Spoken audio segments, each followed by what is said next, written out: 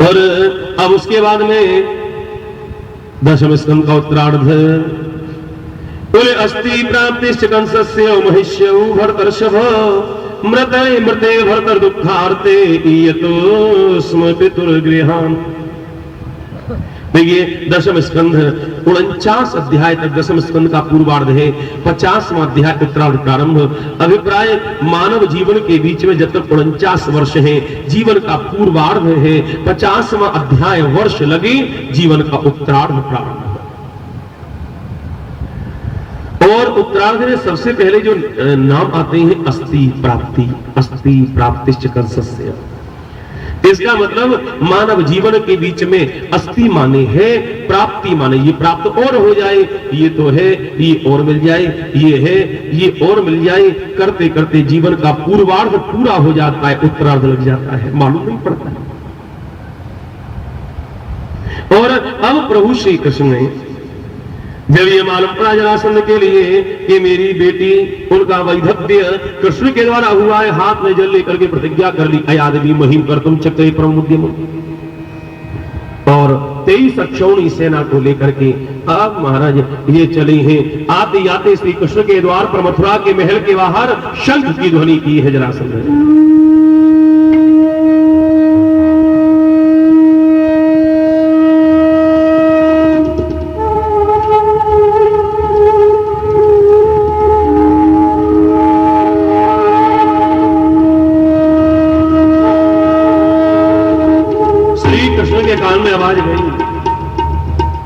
श्री कृष्ण के कान में जो आवाज पहुंची है प्रभु निकल करके आए, बलराम के संग में है।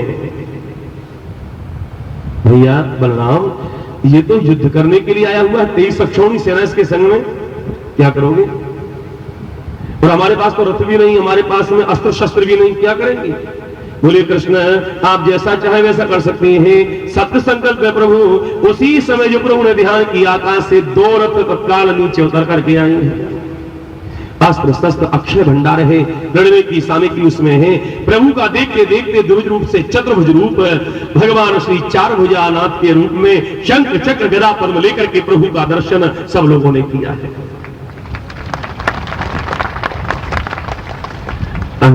ये नहीं है महाराज, और आप ये समझे प्रभु का चतुर्भुज का जो रूप है, एक रथ बलराम तेरे लिए, एक रथ मेरे लिए, दोनों आई हैं। जरासंध बोल किससे युद्ध करेगा? मैं बलराम से। भैया तू बलराम जरासंध से युद्ध कर और मैं इसकी 23 अक्षौणी सेना देखता हूं। भगवान ने अपना सुदर्शन चक्र लेकर जो सेना के बीच में छोड़ा है, कट कट की गर्दन रक्त की नदी प्रवाहित हुई और देखते देखते सेना हुई समाप्त। बलराम ने जरासंध का पैर पकड़ा, मारने के लिए तैयार हुए, प्रभु ने रोक दिया, अभी नहीं, इसको भी मार देगा तो पापी लोगों को बटोर बटोर करके लाने का काम कौन करेगा? दुष्ट लोग तो इसी के बैनर तले इकट्ठे होते हैं। ये जो जरासंध था ना, बिहार का था, मगध में रहता था, मगध में मगधेश्वर एक नाम था। एक काम करो, ये भगवान ने कहा मैं तो पृथ्वी का भार उतारना है, इसको मारना थोड़ी, अभी बाद में मारेंगे इसको, अभी तो छोड़ो इसको।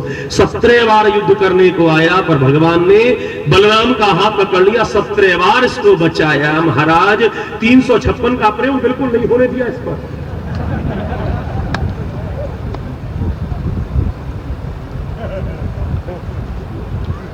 लड़ने की तैयारी, काल ने बनाया। भगवान ने रात में मथुरा का नगर खाली, 48 कोस भूमि समुद्र से ली। देखते देखते सोने की द्वारका का निर्माण, सारे के सारे मथुरा के लोग रात में द्वारका, प्रभु का नगर मथुरा का खाली।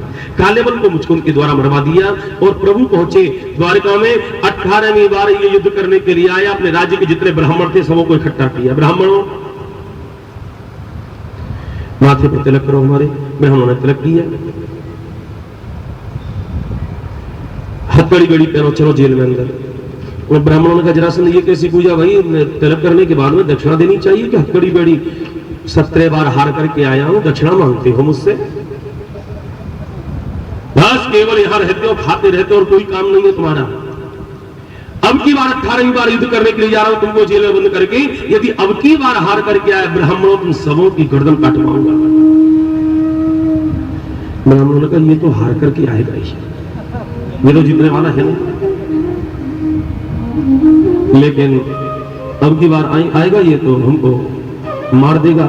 बड़े बूढ़े ब्राह्मणों ने कहा जी देखो ऐसा है भैया, मरना ही जब निश्चित है तो एक काम करो, इस संग में चलो, इसके संग सेना में, और श्री कृष्ण के हाथों से मर जाओ।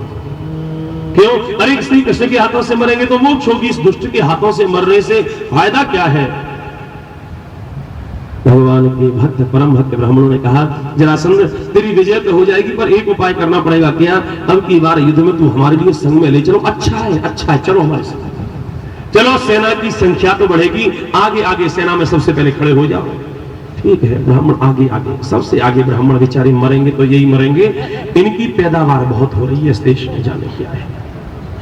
जिसको देखो उसको बस यही, जिसको देखो उन्हीं की इस जाति पर बहुत वक्र दृष्टि है। अब ब्राह्मण आगे आगे अब चले हैं, जो पहुंचे 18वीं बार जरासंध ने श्री कृष्ण के द्वार पर पहुंचकर शंख ध्वनि की है।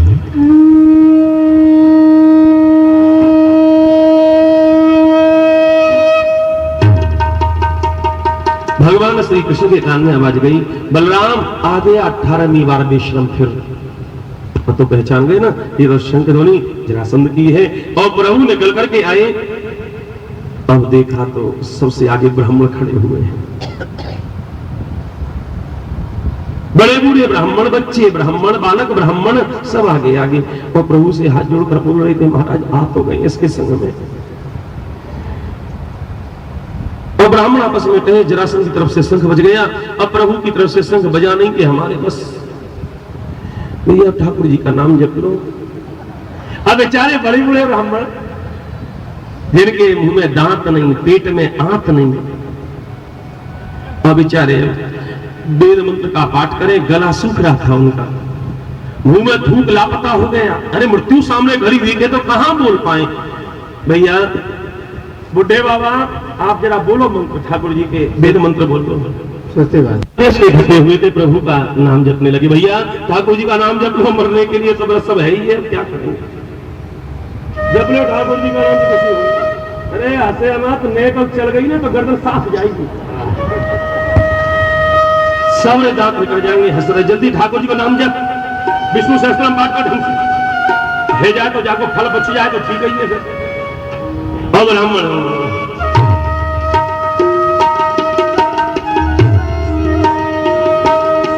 हरे राम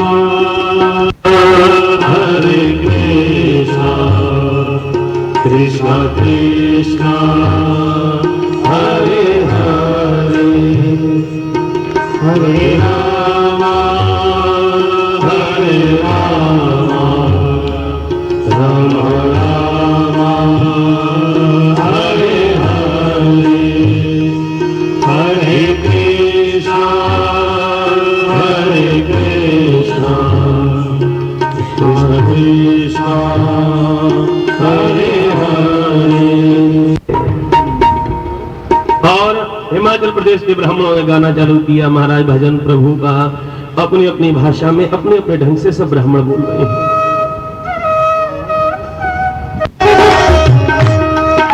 डूबी मेरी नैया संभाल मोहिना, डूबी मेरी नैया संभाल मोहिना, डूबी मेरी नैया संभाल मोहिना, डूबी मेरी नैया संभाल मोहिना, तो संभाल मोहिना, संभाल मोहिना, संभाल मोहिना, संभाल मोहिना, डूबी मेरी नैया संभाल मोहिना, डूबी मेरी नैया।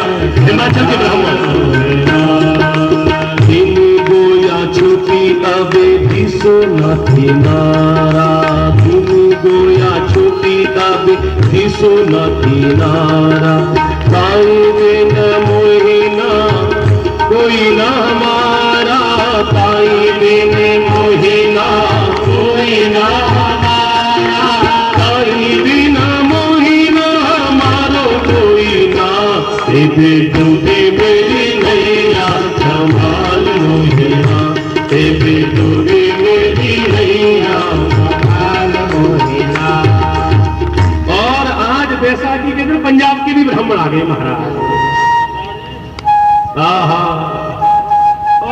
कानू बंद कर रहे हो? जो बोले सो निहाल।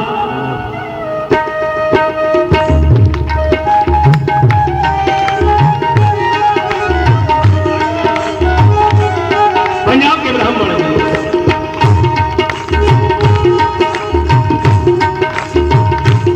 मेरू हाथी बिच लेके एक तारा वो चप्पा चप्पा छान मारिया।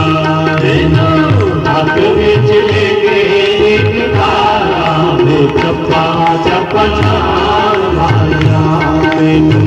हाथों बिच लेके एक तारा वो चप्पा चप्पा छान मारिया।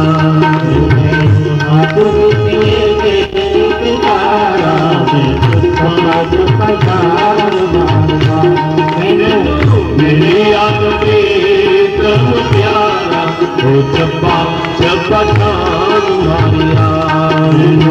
मेरे याद प्रीतम प्यारा वो चप्पा चप्पा छान मारिया।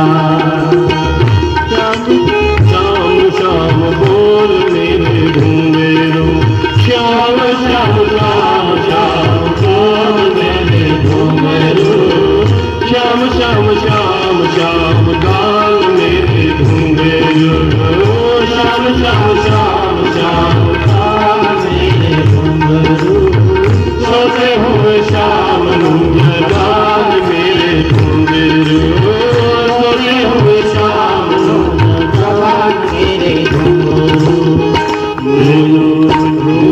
ही दे गया नारा चप्पा चप्पा छान मारिया।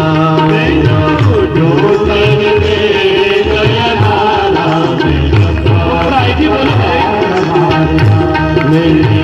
मिलिया प्रीतम प्यारा चप्पा चप्पा छान मारिया।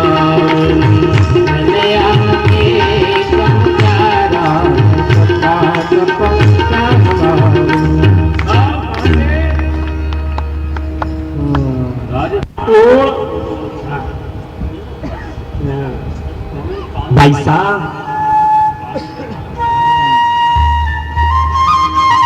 ये बोलेगा कि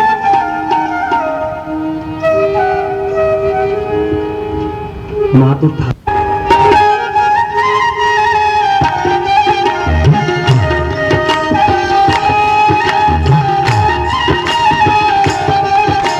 भाई साहब राम राम साहब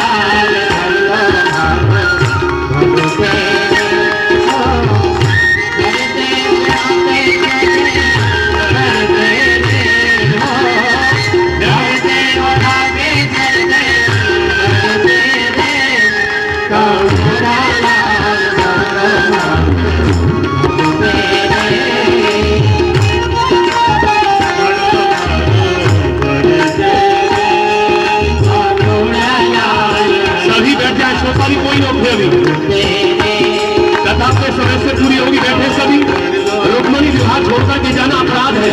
बैठ जाओ चुपचाप बैठ जाओ।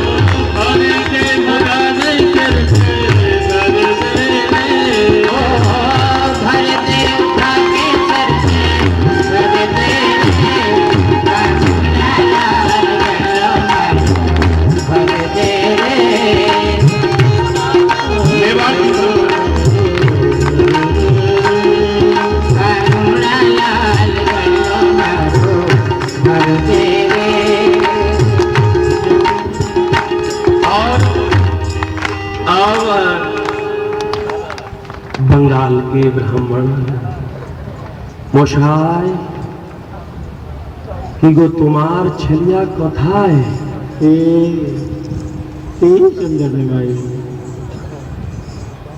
জয় রাধে বাবা। বলুন দাদা ভদ্র মশাই। জয় রাধে বাবা, জয় রাধে। জয় বললো বেটা কোথায় যাবি? বৃন্দাবনে যাবি?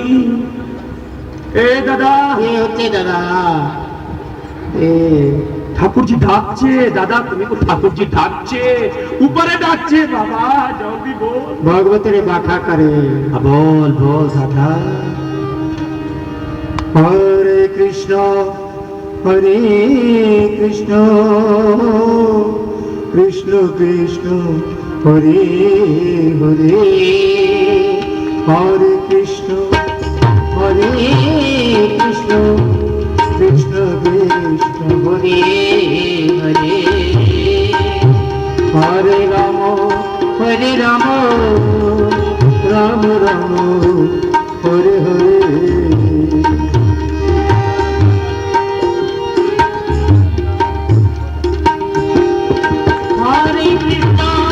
हरे कृष्ण कृष्ण कृष्ण हरे हरे,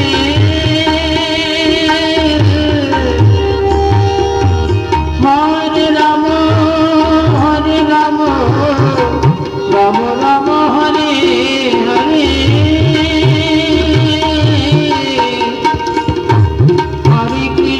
हरे कृष्ण कृष्ण कृष्ण हरे हरे।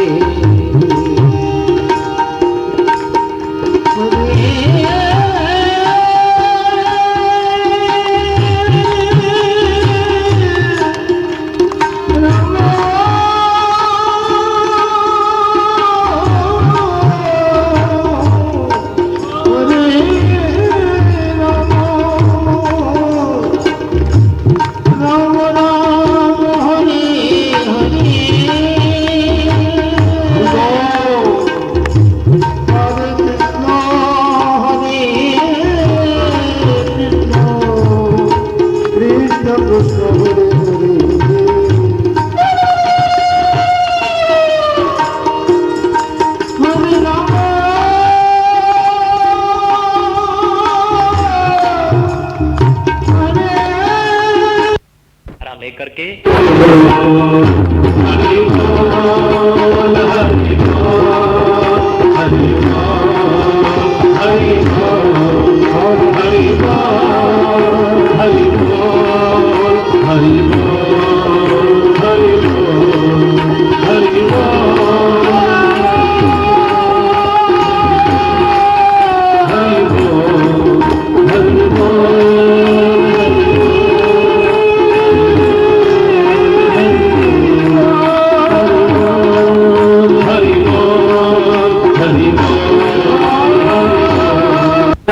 सारे ब्राह्मण आ रहे हैं, मेरा नाम ले रहे हैं और लड़े तो युद्ध में सबसे पहले बेचारे ब्राह्मण मारे जाए।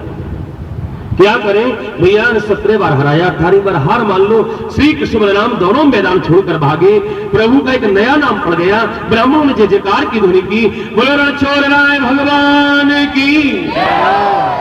प्रवर्षा पर्वत में गई, बहुत खोजा नहीं मिले, अग्नि लगाई तो जरासंध लौट करके आया। अग्नि लगती हुई देखी, प्रभु कूदे द्वारिका और जरासंध लौट करके आया, ब्राह्मणों का सत्कार किया। अब उसके बाद में भागवत में वर्णन आता है रुक्मणी विवाह का प्रसंग। जो रुक्मणी विवाह का प्रसंग सुनता है उनके घर में नित्य श्री नित्य मंगलम, नित्य मंगल होता रहता है। अब रुक्मणी का विवाह जो हुआ वो कैसे, भागवत में आती है इसकी कथा। बोले राजा शीर भीष्म को नामो विदर्भाधिपति महान, तस्य पंचाभवन पुत्रा कन्यैका बरानन। राजा भीष्मक, उनकी 5 पुत्र रुक्मी जिन में बड़े, एक लड़की जिसका नाम था रुक्मणी। विवाह योग जब हुई है, भगवान श्री कृष्ण के संग में सबकी इच्छा थी विवाह तय हो, लेकिन रुक्मी ने दमघोष के बेटा शिशुपाल के संग विवाह पक्का कर दिया। रुक्मणी को मालूम हुआ, एक ब्राह्मण को पत्र लिख करके दिया है, जाओ तुम यहाँ से कुंडलपुर से चले हैं और जाओ द्वारका में भगवान श्री कृष्ण के पास में देना पत्र। अब भगवान कृष्ण के पास में ये ब्राह्मण पत्र लेकर के गया है। भागवत में इस रुक्मणी के पत्र की व्याख्या है। देखो भाई, आजकल लोग तो पत्र लिखना जानते ही नहीं है। पत्र के लेखन से व्यक्ति के व्यक्तित्व का ज्ञान होता है कि व्यक्ति का व्यक्तित्व कैसा है। और भगवान श्री कृष्ण के पास में ब्राह्मण पहुंचे। ये सुदेव ब्राह्मण, भगवान ने आदर दिया ब्राह्मण देवता। आई हो कहां से? भगवान कुंडलीपुर से आई है। अरे वाह, कुंडलीपुर से। हाँ, तो क्या लेकर आई हो? पत्र लेकर आई है। ओहो, किसने पत्र लिखा? रुक्मणी ने। वाह, तो देखो भाई, रुक्मणी का पत्र बड़ा गजब का है। आजकल लड़के लड़की एक दूसरे को क्या पत्र लिखते होंगे जो रुक्मणी ने लिखा है। यदि पत्र लिखना सीखना भी हो तब भी ये प्रसंग तो सुनना ही पड़ेगा।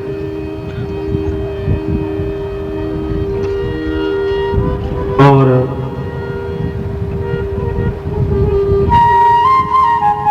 वैसे तो आजकल तो पत्र का युग समाप्त हो गया। आजकल तो बस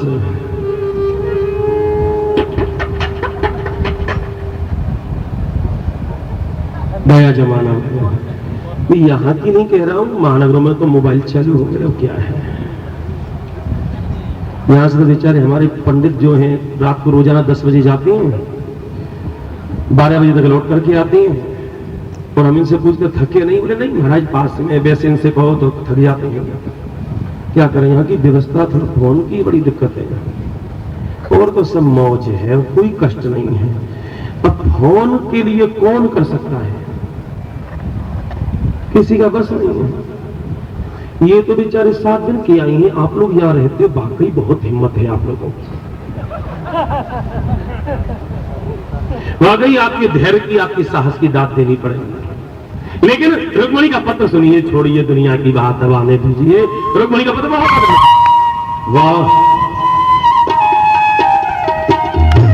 श्रुत्वा गुणान् भुवन सुंदर सर्वताम ते निर्विषकर्ण विवरैर् हरितोंगतापम्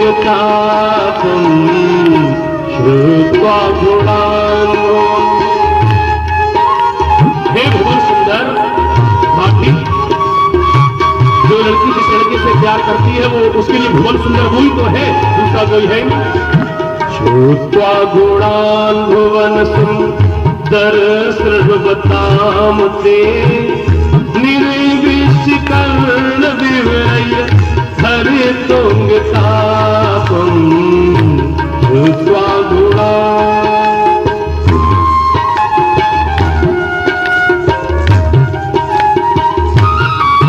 जब से नाथ जी के मुंह से मैंने आपकी गुणों की यात्रा सुनी है, उसी दिन से निर्लज मेरा मन आपका चरणों की दासी बन गया है। भगवान का सुदेव तो ठीक है, लेकिन विवाह तो तय हो गया शिशुपाल के संग, वो भी लिख दिया है भविष्य में।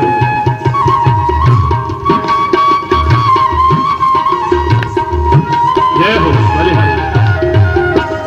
हीरापतिं कुलवती न प्रणीत कन्या कालीन सिंह नरलोक मनोभिरामं हीरापतिं।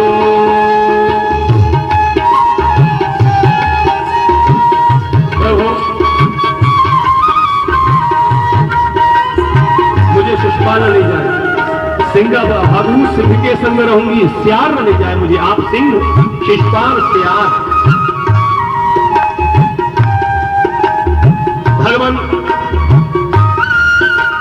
भगवान का सुदेव अब हो कैसे पाएगा, विवाह कैसे होगा हमारा उसका? लिख दिया है प्रभु, इस जन्म में नहीं देह त्याग कर लूंगी, लेकिन विवाह होगा तो आपके संग। तन में भवान धनुवत पति रंग जाया महात्मा पितस्ति भवतो प्रभिवो विधेहि तन में भवान।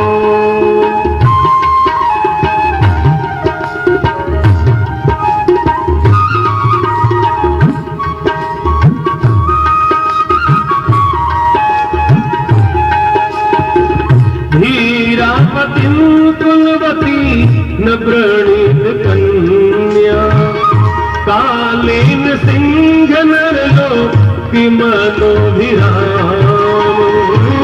हीरापतिं कुलवती न प्रणीत कन्या हीरापतिं।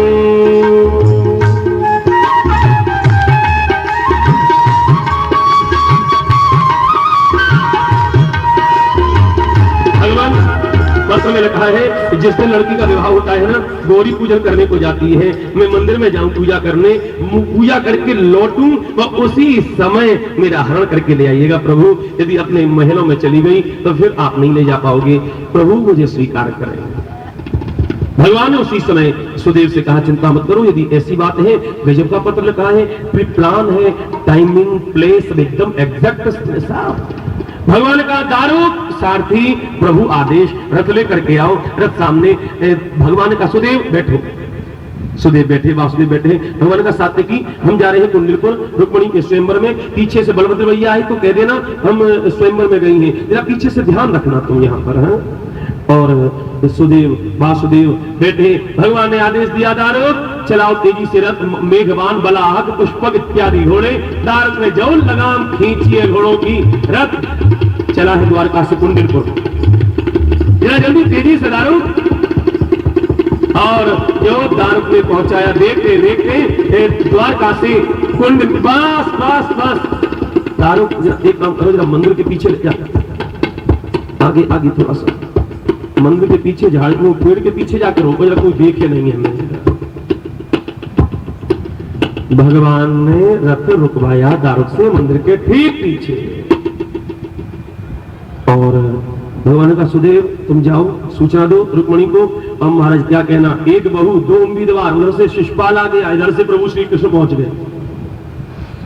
बारात को लेकर के शिशुपाल आ गया था और रुक्मिणी पहुंची मंदिर में, पूजा की, चारों ओर अस्त्र शस्त्र भी पहरे हैं, कहीं से भी कोई कृष्ण यदि आए ना तो मार देना उसे। रुक्मिणी ने प्रार्थना की, देवी वामुखा गौरी रुद्राणी गिरिजा सती। अलग अलग नाम लिए, हे गौरी, गोरे आदमियों को दया कम होती है क्या? न तो तुझे दया क्यों नहीं है? गिरिजा पत्थर की बेटी, तेरा हृदय पत्थर है, नहीं बोली। अंत में कहा सती, तेरा नाम सती है, एक जन्म में तू सती हुई ना, तेरी पूजा की है, लगता है मुझे भी इस जन्म में सती होना पड़ेगा और तब मुझे कृष्ण।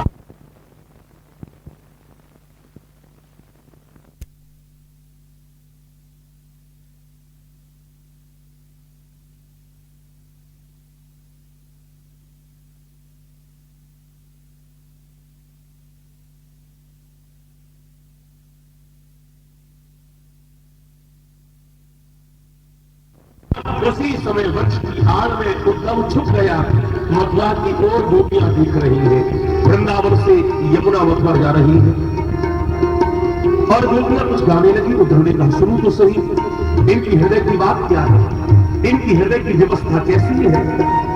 और गोपियां गा रही थी,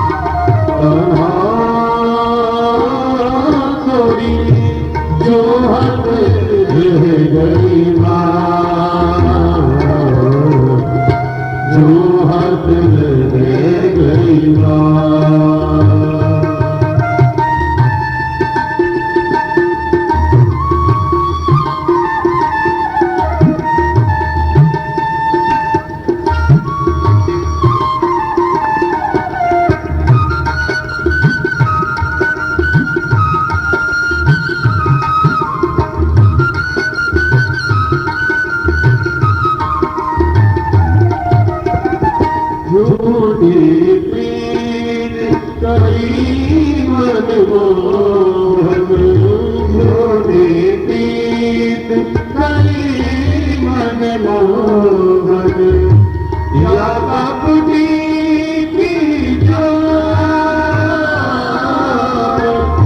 या कपटी की जान या कपटी की जान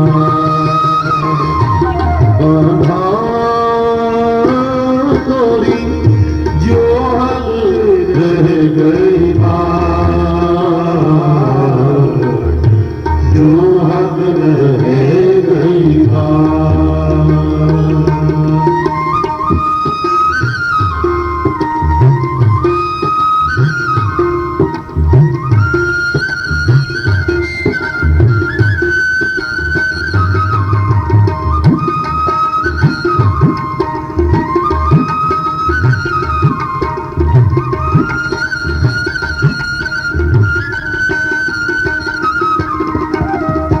मीरा के प्रभु गिरिधर नागर मीरा के प्रभु गिरिधर नागर दे गयो ही ऊंचा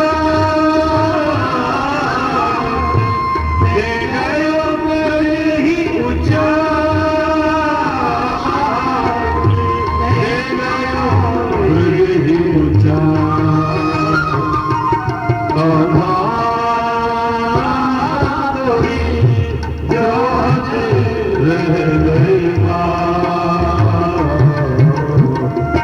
जो हद रह गई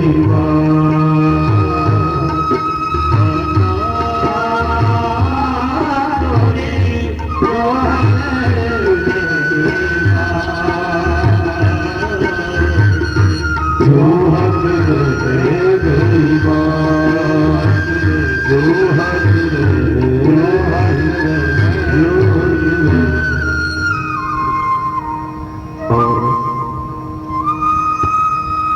गोपियों की वह व्याकुलता देखकर के उद्धव पर रहा न गया। जिस समय गोपियां जल की गगरी को यमुना जल से भर करके जब चली तो बस उसी समय उद्धव ने आवाज लगा दी, गोपांगनाओं मैं तुमको उपदेश देने के लिए आया हूं।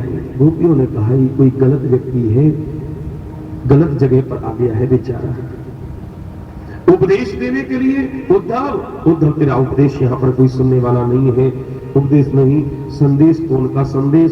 कृष्ण का संदेश लेकर के आया हूं। तो गोपियां दौड़ी कृष्ण का संदेश और उद्धव ने उसी समय उनके सामने एक पत्र कर दिया, ये पत्र लेकर के आया हूं। ओझकी पद कंजन के पंजन पे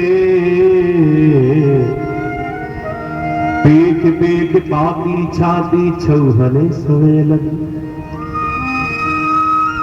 हमको लिखियो है कहा, हमको लिखियो है कहा,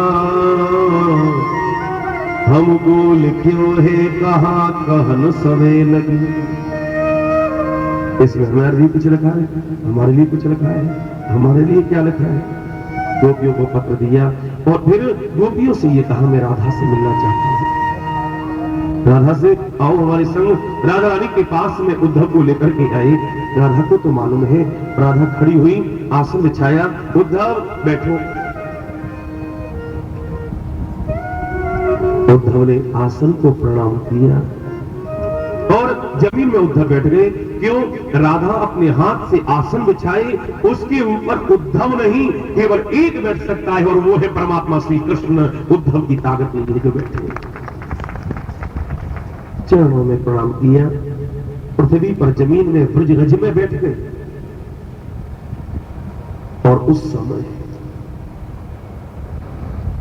राधा सिंहासन के ऊपर बैठी हुई है, उद्धव है सामने, चारों ओर है गोपांगन है। न तो गोपी बोली न राधा और न उस समय बोला उद्धव। एकदम वातावरण शांत।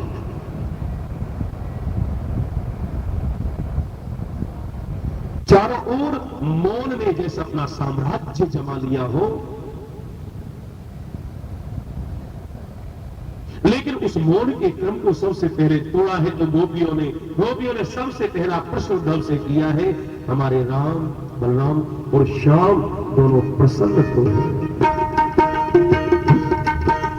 कुशल राम और श्याम कुशल संगी सब उनके, कुशल राम और श्याम कुशल संगी सब उनके, यद कुल सगरो कुशल परम आनंद है तिनके, कुशल ब्रज कुशलात को हो कठयो तुम तीर, बेदिल है थोड़े दिनन में तुम जे दिन हो अधीर, सुनो ब्रजनागरी हो सुनो ब्रजनागरी। अरे वो अवश्य आपके पास में मिलेंगे, वह तो कुशल है लेकिन तुम्हारी कुशलता के लिए हमें भेजा है। गोपियों बेकार रोती हो, हमारी कुशलता क्या है? निस्वम त्यजंत गणिका अकल्पम नपति प्रजा, अधीत विद्या आचार्य मृत्युजो दत्त दक्षिणम। उद्धव, ये तो दुनिया की रीति है, कृष्ण चले गए इसका हमको अफसोस नहीं है। क्यों? अरे जिस पेड़ पर से पतझड़ हो जाता है ना, अपर्णा वृक्षों को देख करके पक्षी छोड़कर चले जाते हैं। और उद्धव, जिस वन में अग्नि लग जाती है ना, उसमें तो हिरण भी नहीं रहते। अतिथिशाला से अतिथि भोजन करके चला जाता है। पंडित लोग यजमान का कार्य पूरा हुआ दक्षिणा मिली के वो चले जाते हैं, तब किसी का किसी से प्रेम नहीं होता है। कौन किसका प्रेम है? हम पहले हमसे प्रेम किया, अब हम रूपहीना गुणहीना, हमको छोड़ करके मथुरा चले गए। अब तो मथुरा में रह रही हैं। अगली गोपी बोली, सुना है आजकल कुब्जा के साथ रह रही हैं कृष्ण। तो उससे अगली गोपी ने कह दिया, इसमें हानि क्या है? 3 जगह से टेढ़े हैं कृष्ण, त्रिभंग ललित और त्रिवक्र नामा, 3 जगह से टेढ़ी है वो कुब्जा। उद्धव, दोनों में अच्छी पट रही होगी ना? उद्धव ने कहा, ये व्यंग बाण चलाने वाली गोपी, इन्हीं के लिए कृष्ण होते हैं। उद्धव, हमारी कुशलता का तो क्या लेना देना? कोई संदेश भेजा हो तो बोलो। उद्धव ने कहा, संदेश तो भेजा है। क्या कहा? योग करो। उद्धव, भोगियों का योग से क्या लेना देना? योग तो सिखाइए ताहि, योग की जुगत जाने, योग को न काम, हम तो बंसी रस भोगी है। उद्धव, हम तो कान में बंसी ध्वन सुनती रहे, बस ये चाहिए योग में। उद्धव एक बात और कहे, योग कहाँ राखे यहाँ रोम रोम श्याम है। उद्धव, भरी सराय रही मलक, पथिक आप चले जाए। उद्धव, पथिकशाला में, यात्रीशाला में यदि कोई नया यात्री आए और अंदर जगह नहीं है तो लौटना ही पड़ेगा ना उसे। तो अरे तेरा योग का यात्री आया है, यहां तो रोम रोम में शाम कब्जा करके बैठा हुआ है, तेरा योग कहां टिकेगा?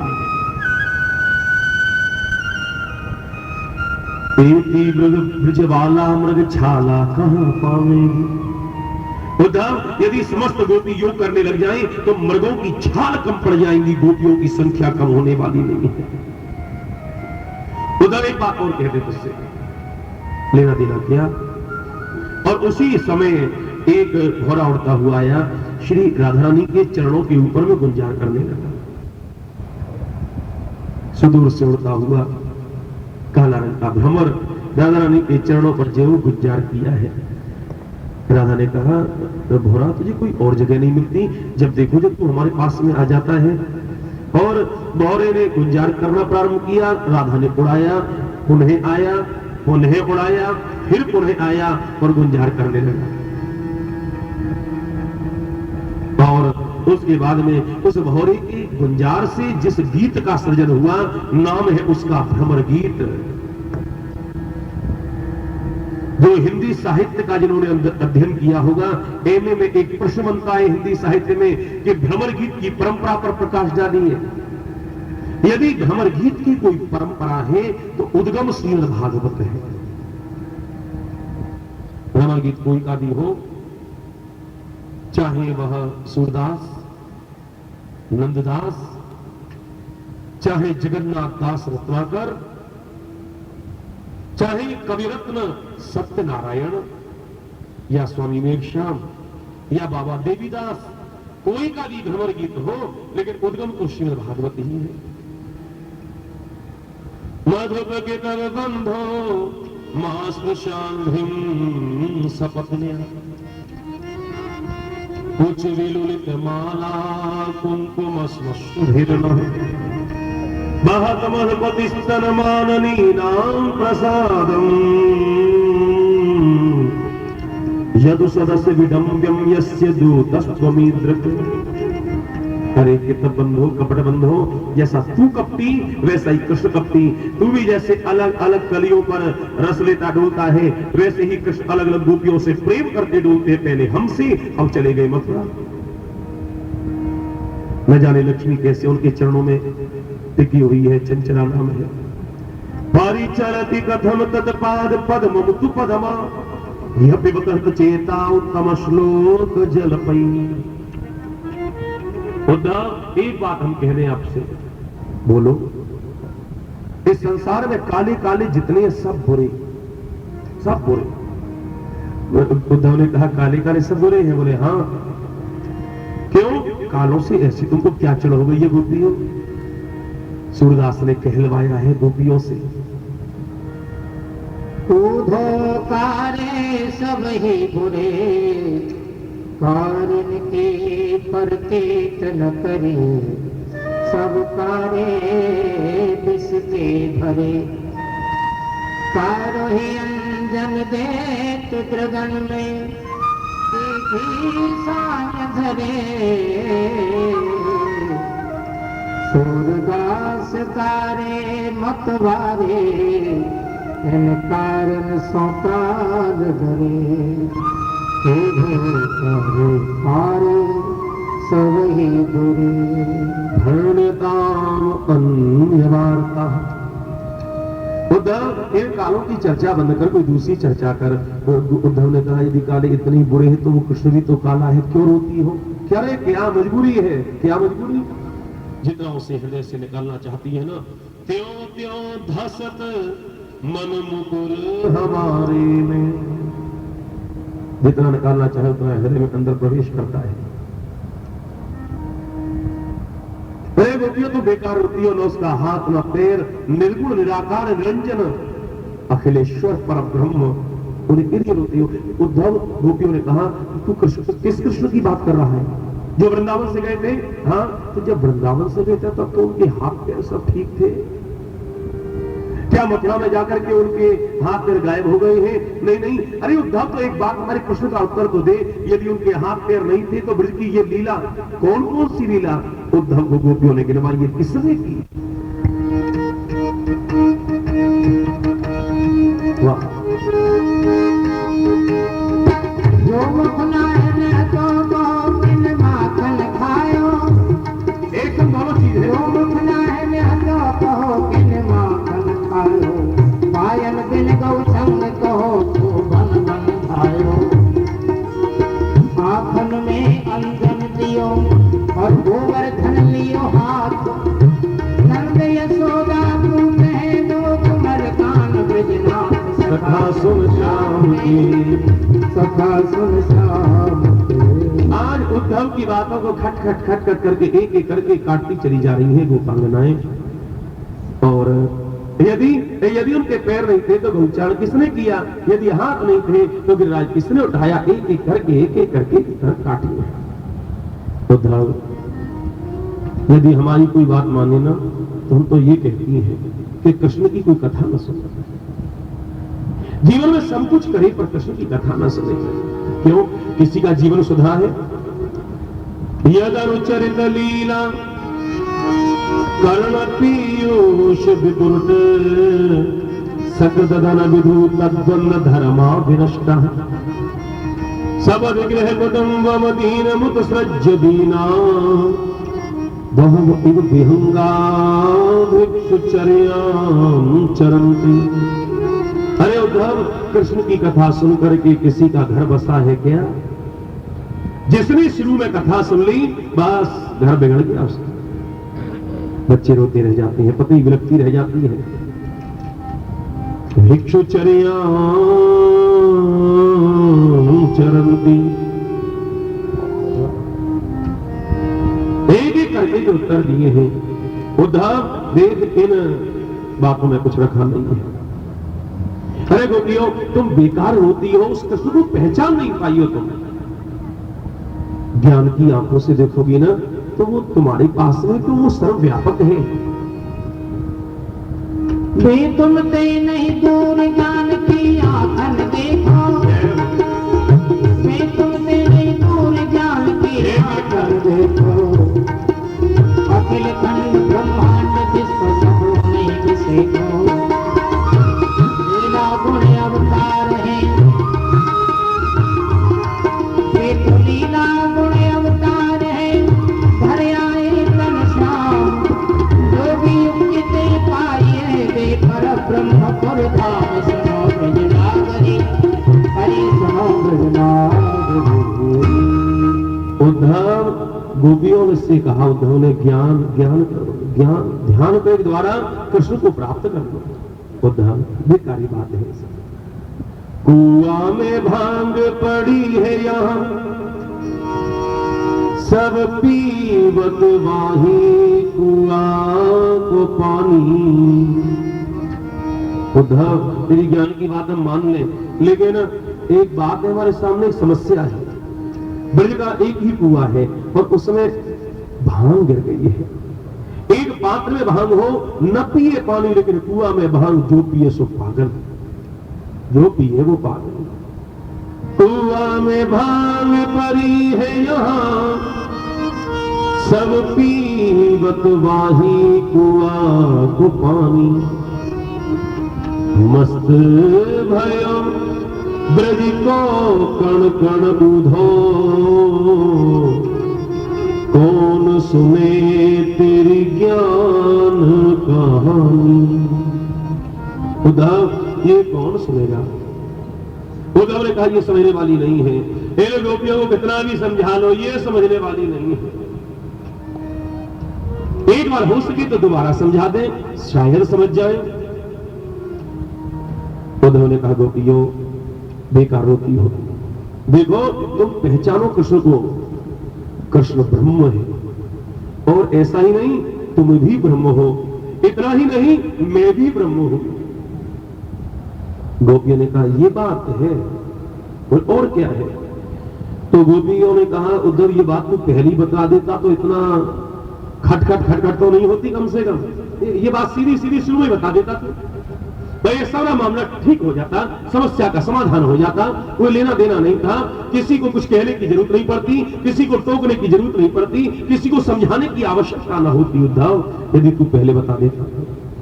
उद्धव ने कहा, चलो तो सही, जीत हो गई।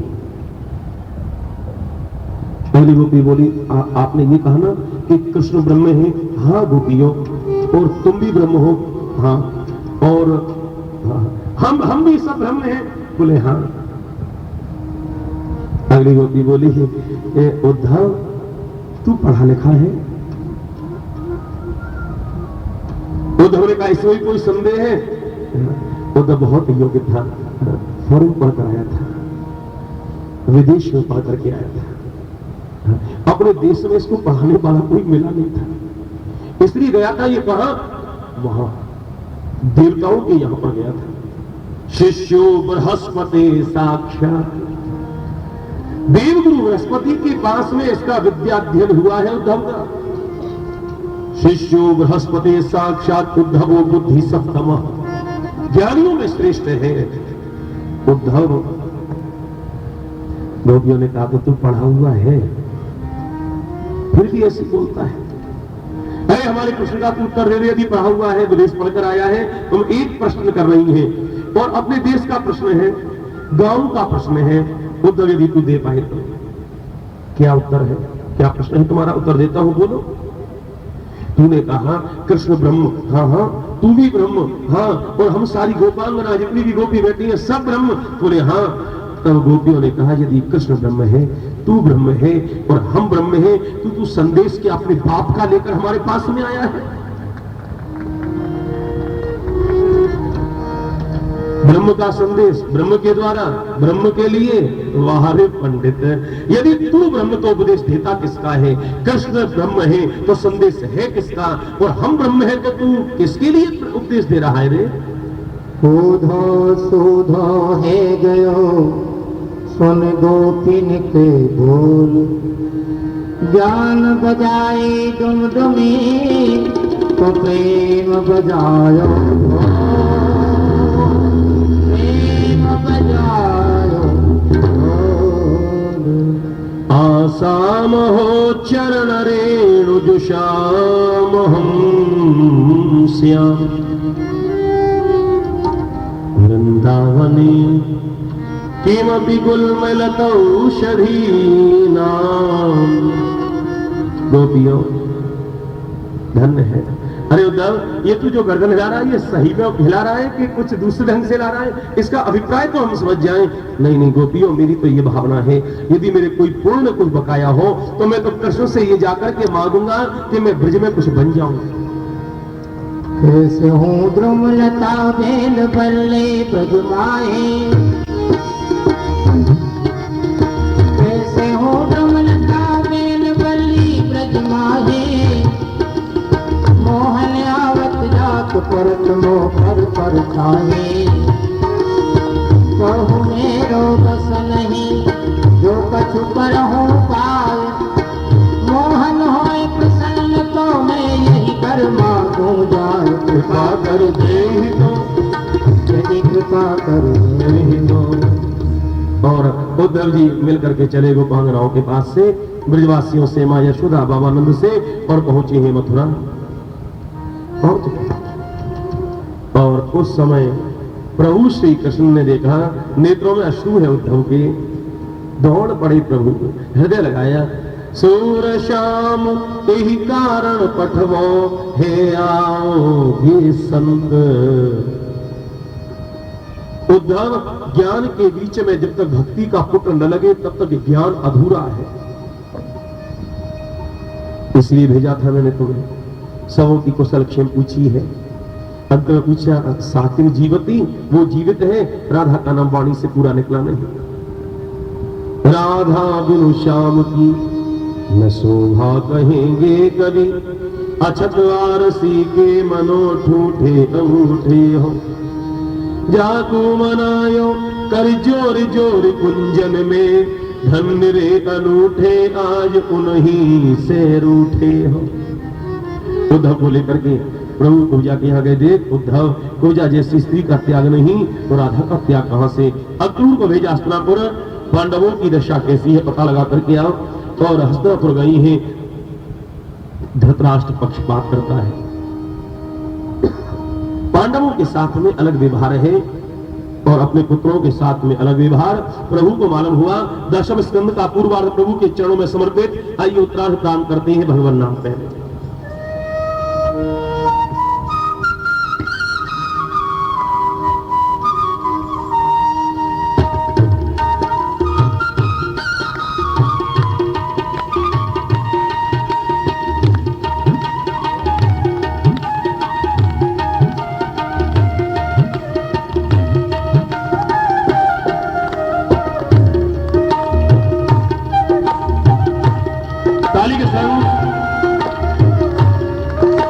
मेरे सिर पर हाथ रख दो राधा रानी, मेरे सिर पर बोलिए सही, राधा रानी, मेरे सिर पर हाथ रख दो राधा रानी, मेरे सिर पर हाथ रख। कोई बोल न रहे, केवल कल कल और बुलवा रहे हैं आपसे बस।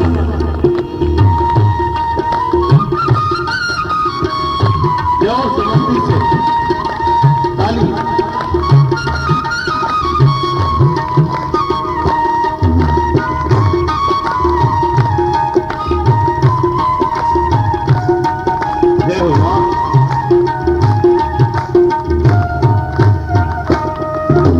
मेरे सिर पर रख दो राधा रानी, मेरे सिर पर हाथ रख दो राधा रानी, मेरे सिर पर हाथ रख दो राधा रानी, मेरे सिर पर हाथ रख दो राधा रानी, वृंदावन का वास दे दो राधा रानी, वृंदावन का दास दे दो राधा रानी, वृंदावन का वास दे दो राधा रानी, वृंदावन का दास दे दो राधा रानी, दर्शन होवे आस यही है, दर्शन होवे आस यही है, दर्शन होवे आस यही है, दर्शन होवे आस यही है, मेरे मन की प्यास यही है, मेरे मन की प्यास यही है, मेरे मन की प्यास यही है, मेरे मन की प्यास यही है, दर्शन दे के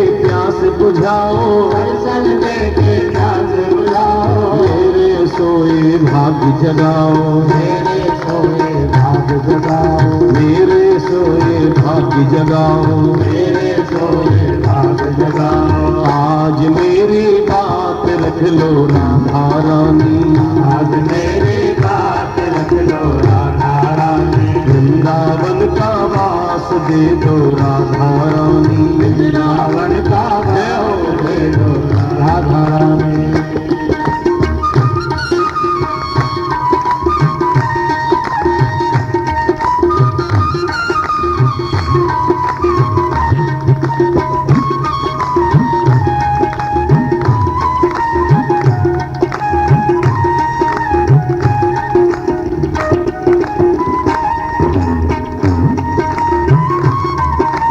बड़ी दूर से चल कर आई, बड़ी दूर से चल कर आए, बड़ी दूर से चल कर आई, बड़ी दूर से चल कर आए, देखो क्या क्या चीज मिलाई, देखो क्या क्या चीज मिलाई, देखो क्या क्या चीज मिलाई, देखो क्या क्या चीज मिलाई, चरण कमल के पास रख लो राधा रानी, कमल के पास रख लो राधा रानी, चरण कमल के पास रख लो राधा रानी, कमल के पास रख लो राधा रानी, वृंदावन का वास दे दो राधा रानी, वृंदावन का वास दे दो राधा रानी।